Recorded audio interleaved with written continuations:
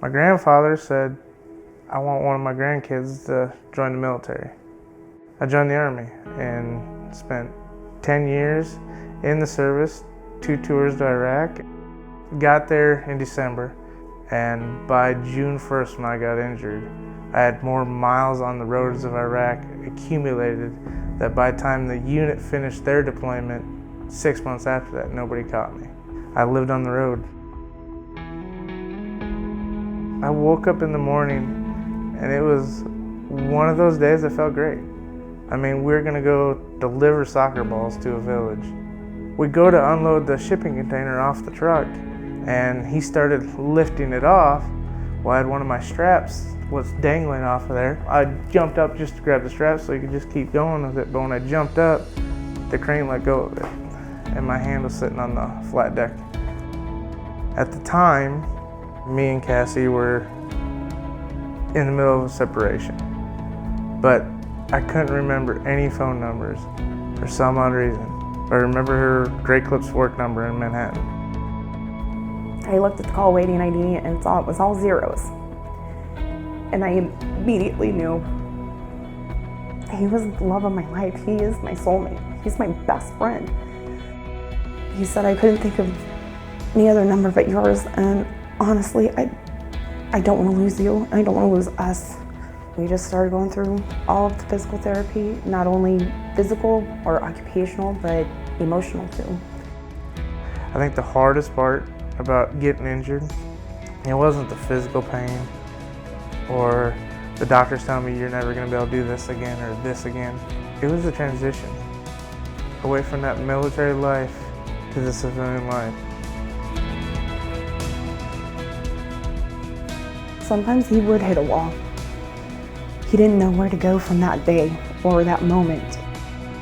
He needed his own space. He needed processing time, but I was scared.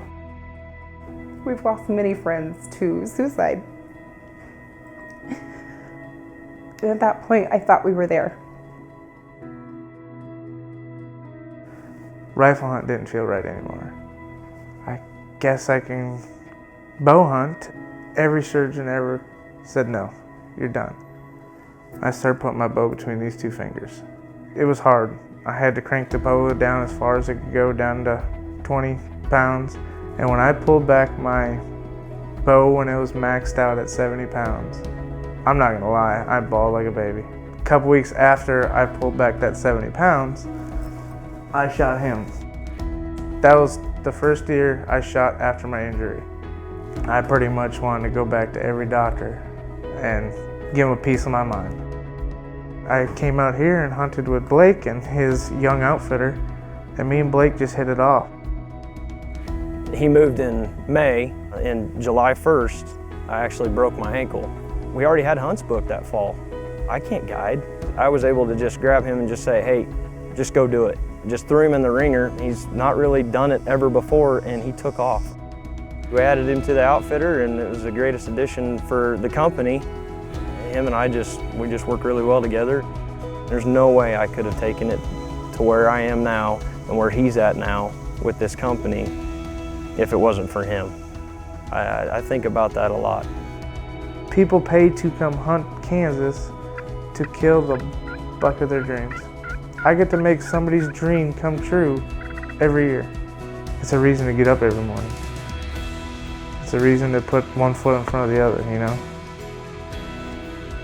Blake gave my husband something to live for again.